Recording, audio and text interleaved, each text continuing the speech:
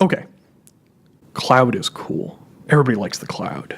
My interactions with people, and it has been limited, but a lot of people are doing cloud stuff. There are a couple problems in that people get excited about the hype, but they don't know what it's for.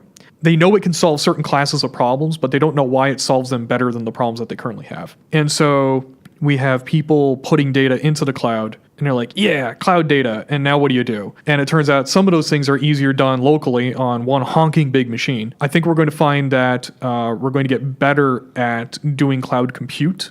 In the stellar sequence of, and I use that term a lot, sorry, of how you do these setups, in industrial line, we'll have the clipboard. That's data collection level 0. You've got to do at least that. If you don't have clipboards, then you're really not a serious manufacturer. And then you get the clipboard, and then you want to do something with it. And it turns out you got to put that in the computer, and then you go to level 1, which is get the data from the clipboard into the computer, usually involving access databases and a horrific amount of Excel.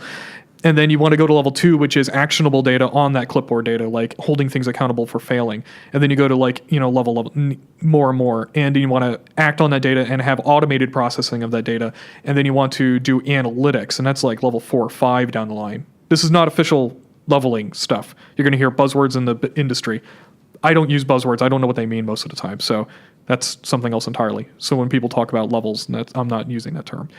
We're going to find that cloud compute, what a lot of people call cloud compute, is really just them getting into the put data somewhere. And now they've got a problem. They still have the problem of how do I compute against it? And there's initial work on doing that, but they're still left with the problem of how do I make sense of that data? We're going to find a lot more effort going into making sense of the gobs of data we have.